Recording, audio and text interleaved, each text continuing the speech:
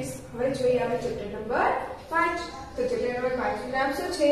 તો કે પાયાના આકારોની સમજૂતી. શું છે? પાયાના આકારોની સમજૂતી. શું છે ચેપ્ટર નંબર 5? પાયાના આકારોની સમજૂતી. તો એને ઇંગ્લિશમાં શું કહેવાશે? તો કે અન્ડરસ્ટેન્ડિંગ એલિમેન્ટરી શેપ્સ. અન્ડરસ્ટેન્ડિંગ એટલે કે સમજૂતી. એટલે કે સમજૂતીને શું કહેવાય? અન્ડરસ્ટેન્ડિંગ. અને એલિમેન્ટરી એટલે કે પાયાના, અને શેપ્સ એટલે કે આકારો. એટલે કે અન્ડરસ્ટેન્ડિંગ એલિમેન્ટરી શેપ્સ એટલે કે પાયાના આકારોની સમજૂતી. શું છે ચેપ્ટર નંબર 5? તો કે યસ, પાયાના આકારોની સમજૂતી. હવે તેમાં જોઈએ આપણે પ્રશ્ન નંબર પહેલો. શું કીધું છે? કે પ્રત્યેક વિધાન સાચું બને તે રીતે ખાલી જગ્યા પૂરો. શું કરવાનું છે? આપણે ખાલી જગ્યાઓ પૂરવાની છે. તો જો તેના પર પહેલું આપણને શું કીધું છે? કે રેખાખંડ XY ઉપર એ બિંદુ છે, તો AA XA વત્તા AY બરાબર ખાલી જગ્યા. તો શું કીધું છે આપણે? આ છે આપણી રેખાખંડ. શું છે? X અને Y. શું કીધું છે? રેખાખંડ XY છે, તેના ઉપર A બિંદુ આવ્યું છે, તો તેના પર A બિંદુ લઈ લઈએ આપણે. એટલે આ શું થઈ ગયું આપણો? A બિંદુ. હવે શું કીધું છે? કે AX વત્તા AY. શું કીધું છે? તો આટલી સંખ્યાનો અને આનો આપણે સરવાળો કરીએ તો આપણને આખું મળી જાય ને. તો શું બરાબર આવે? તો કે બરાબર XY. એટલે કે આ બેનો સરવાળો અને આ બંનેનો સરવાળો, આટલી સંખ્યાનો સરવાળો, આ જગ્યાનો સરવાળો કરીએ તો આપણને આખું પદ મળી જાય ને. આખી જગ્યા આટલી આટલું મળી જાય. તો એ શું થઈ ગયું આપણું? તો કે XA અને AY બરાબર શું થઈ જાય? તો કે XY. ઓકે ફ્રેન્ડ્સ, શું આવશે ત્યાં? XY. હવે તેવી જ રીતના જોઈએ આપણે બીજું. તો તેમાં શું કીધું છે? કે રેખાખંડ છે, રેખાખંડ પર P અને Q, રેખાખંડ PQ ઉપર B બિંદુ આવેલું છે. શું આવેલું છે? બિંદુ B. તો શું કીધું છે? આ રેખાખંડ PQ છે, આ આખામાંથી શું કરવાનું છે? તો કે આખું છે તેમાંથી આટલું શું કર્યું છે? આ બાદ કર્યું છે. આ બાદ કરે, આખામાંથી આ બાદ કરે તો આપણને શું મળે? આ મળે ને આટલી સંખ્યા. એટલે કે શું મળશે? તો કે PB. PB મળે ને આપણને. તો બરાબર શું આવશે? PB. હવે જોઈએ આપણે ત્રીજું. તો તેમાં શું કીધું છે? એક રેખા ઉપર બિંદુઓ M N R આવેલ છે. આ શું છે આપણી? આ છે આપણી રેખા. તેના ઉપર કયા કયા બિંદુઓ આવેલા છે? તો કે M, પછી A અને R. તો હવે એમ કીધું છે, શું કીધું છે? તો કે MR છે એનું માપ 4 સેમી છે, RN નું માપ આપણને આપ્યું છે. તો આપણે આને MN નામ આપી દઈએ અને વચમાં આપી દઈએ R. MN વચમાં R. તો એમ કીધું છે MR રહ્યું એ છે 4 સેમી, પછી કીધું છે RN રહ્યું એ છે 6 સેમી. તો આ MN આખું રહ્યું એ કેટલું છે? તો કે 10 સેમી. તો બિંદુ ખાલી જગ્યા એ બાકીના બેની વચ્ચે છે. તો જો આ બંનેનું માપ આપ્યું છે, આ બંનેનું માપ આપ્યું છે, તો આ વચ્ચે કયું બિંદુ થયું? તો કે બિંદુ R. એ R રહ્યું એ શું થયું? બાકીના બેની વચ્ચે છે. એટલે આ બેની વચ્ચે છે, તો શું છે? બિંદુ R બાકીના બેની વચ્ચે છે. તો આપણે શું આવશે? બિંદુ R. હવે જોઈએ આપણે ચોથું. તો તેમાં શું કીધું છે? C એ XY નું મધ્ય બિંદુ છે. શું છે? તો કે રેખાખંડ XY છે એનું શું છે? મધ્ય બિંદુ C. તો ચાલો આપણે દોરી લઈએ. આ શું છે? આપણી રેખાખંડ X અને Y. તેનું મધ્ય બિંદુ શું કીધું છે? તો કે આ છે તેનું મધ્ય બિંદુ C. હવે કીધું છે XC કેટલા કીધા છે? તો કે 8.4.8. તો આપણે XY શોધવાના છે. શું શોધવાનું છે? આખું માપ. હવે આ એનું મધ્ય બિંદુ કીધું છે, તો મધ્ય બિંદુ કીધું છે એટલે બંનેની વચ્ચે આવે માપ. એટલે કે આનું માપ અને આનું માપ બંને સરખું થઈ જાય. તો આનું માપ પણ કેટલું થાય? 4.8. તો આનો અને આનો સરવાળો કરીએ એટલે આખું માપ મળી જાય. તો કે XC વત્તા CY બરાબર XY એમ થઈ જાય. આ બંનેનો સરવાળો આટલા માપનો અને આટલા માપનો સરવાળો કરીએ એટલે આખું આપણને મળી જાય. તો XC આપણને આપ્યું હતું કેટલું? તો કે 4.8. તો એનાથી આ મધ્ય બિંદુ છે એટલે બંને ભાગ સરખા પડે એટલે આ ભાગ પણ કેટલો થાય 4.8 જ થાય બરાબર xy. હવે શું કરવાનું બંનેનો સરવાળો તો 8 ને 8 16 તે 1 પછી 4 ને 4 8 ને 1 9 એટલે પોઈન્ટ નીચે પોઈન્ટ એટલે કે 9.6 બરાબર xy. આ શું થઈ ગયો કે 9.6 તો xy કેટલો મળ્યો આપણને યસ 9.6. તો ફ્રેન્ડ્સ સમજાઈ ગયું ને બધાને. તો ચાલો હવે જોઈએ આપણે પાંચમું શું કીધું છે રેખાખંડ AB નું મધ્ય બિંદુ P છે.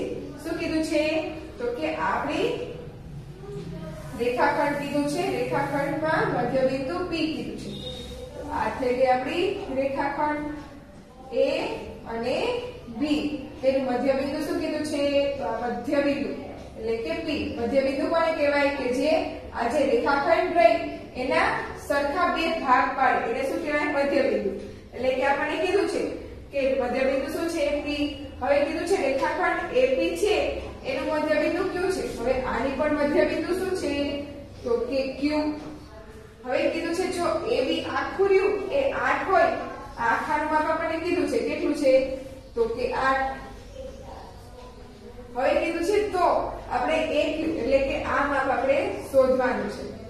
શું કરવાનું છે AQ નું માપ શોધવાનું છે. તો હવે આખાનું માપ શું છે 8 છે તો તેનું મધ્ય બિંદુ P છે તો બંને ભાગ કેટલા થઈ જાય અડધા અડધા થઈ જાય. તો આનું માપ કેટલું થઈ જાય આના 4 8 ના અડધા તો કે આટલું જે માપ રહ્યું એ 4 થઈ જાય અને ત્યાર પછીનું આ જે માપ રહ્યું એ પણ કેટલું થઈ જાય 4 નું. હવે આ જે માપ પડ્યું આપણને AP નું કેટલું મળ્યું તો કે 4. આનું અડધું હોય ને એનું મધ્ય બિંદુ છે એટલે તો 8 ના અડધા કેટલા થાય 4. તો 4 મળ્યું AP નું માપ. હવે તેનું મધ્ય AP નું મધ્ય બિંદુ શું કીધું છે આપણને Q. તો આપણે આનું માપ શોધવાનું છે એટલે મધ્ય બિંદુ એટલે કે તેના પણ અડધા થાય. તો શું કરવાનું થાય તો કે આ 4 છે એના પણ અડધા થાય આ બંને એટલે આનું માપ કેટલું થાય 4 ના અડધા એટલે 2 અને આના પણ કેટલા થાય 2. તો AQ આપણને કેટલું મળે 2 સેમી. તો 2 સેમી મળ્યું ને. આ 8 છે એ આખાનું માપ આપ્યું છે તો તેનું મધ્ય બિંદુ એટલે કે P એટલે બે સરખા ભાગ પાડે તો બંનેના માપ કેટલું થાય 4 4 થાય. હવે આ જે 4 મળ્યું તેનું પણ મધ્ય બિંદુ આપણને Q આપ્યું છે તો એના પણ બે સરખા ભાગ થાય તો 4 ના સરખા બે ભાગ થાય તો કેટલા મળે તો કે 2 સેમી. તો AQ આપણને કેટલું મળ્યું 2 સેમી.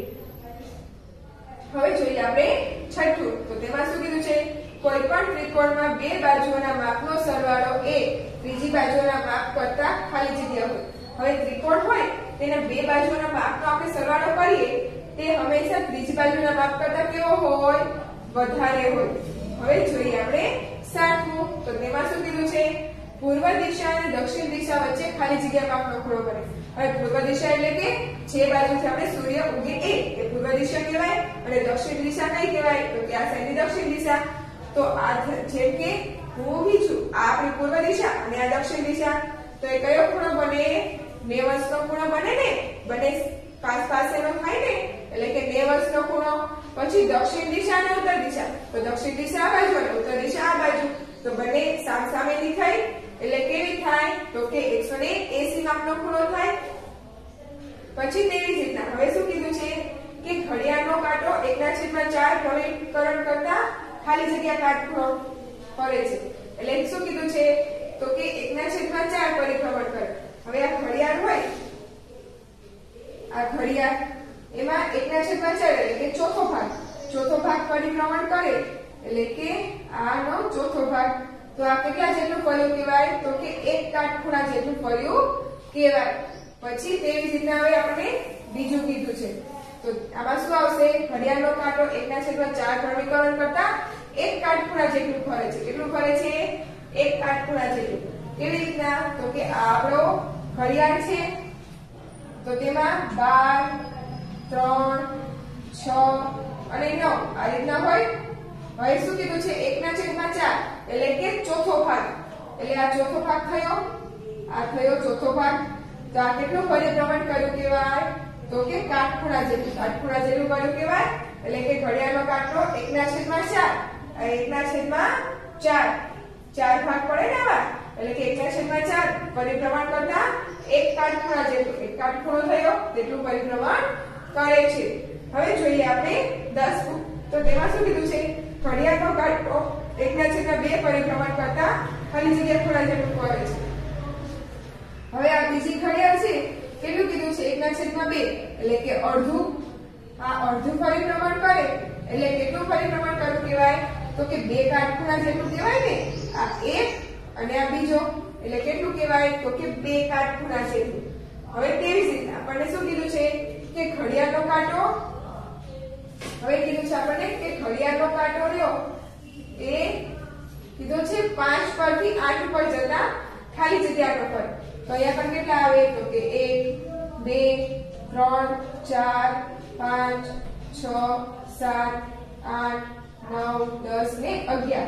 હવે શું કીધું છે કે 4 ઉપર 5 ઉપર છે, આ 5 ઉપર ત્યાંથી 8 ઉપર જવું હોય તો તે કેટલો આટો ફરે? તો કે એક આટો ફરે ત્યારે 6 ઉપર આવે, પછી બીજો આટો ફરે એટલે કે 7 ઉપર આવે, એટલે ત્રીજો આટો ફરે ત્યારે 8 ઉપર આવે, એટલે કે 3 આટા ફરવા પડે અને કુલ આટા કેટલા હોય? તો કે 12. એટલે કે 3 ચોક 12 એટલે કે 1/4. એટલે શું આવશે? તો કેટલા આટો ફરવો પડે? તો કે ઉપર જવા માટે 5 ઉપરથી 8 ઉપર જવા માટે 1/4 ઉપર જતા આટો ફરવો પડે. કેટલો ફરવો પડે? 1/4 આટો. હવે જોઈએ આપણે 12મું. તો તેમાં શું કીધું છે? ઘડિયાળનો કાંટો 12 ઉપરથી 9 ઉપર જતા ખાલી જગ્યા આટો ફરે. કેટલા ઉપરથી કીધું છે? તો કે 12 ઉપરથી 9 ઉપર જવા માટે કેટલા આટો ફરે? તો કે એક આટો ફરે, બીજો, ત્રીજો, ચોથો, પાંચમો, છઠ્ઠો, સાતમો, આઠમો, નવમો. 9 આટા ફરે અને છેદમાં આવે 12. કુલ આટા 12 હોય ને. હવે 3 તરી 9 અને 3 ચોક 12 એટલે કે 3/4. એટલે કેટલું આવે? તો કે ઘડિયાળનો 12 ઉપરથી 9 ઉપર જવા માટે તો કે કેટલો આટો? તો કે 3/4 આટો ફરે. કેવી રીતના? તો જો પહેલા 12 ઉપર છે, 12 ઉપરથી 1 ઉપર જવા એક આટો ફરવો પડે, પછી 2 ઉપર જવા માટે બીજો, 3 ઉપર જવા માટે ત્રીજો, 4 ઉપર જવા માટે ચોથો, એમ 9 ઉપર જવા માટે 9 આટા ફરવા પડે. એટલે કે 9 આટા અને કુલ કેટલા આટા ફરવા પડવાના? કુલ કેટલા આટા હોય? તો કે 12 એટલે કે છેદમાં 12 એટલે કે 3 તરી 9 અને 3 ચોક 12 એટલે કે 3 ને 4 3/4 આટો ફરવો પડે. હવે જોઈએ આપણે 13મું. તો તેમાં શું કીધું છે? કે ઘડિયાળનો કાંટો 1 ઉપરથી શરૂ કરીને 1/2 પરિભ્રમણ કરે તો ખાલી જગ્યા ઉપર પહોંચે. હવે 1 થી શરૂ કરે અને અડધું ફરે તો ક્યાં પહોંચે?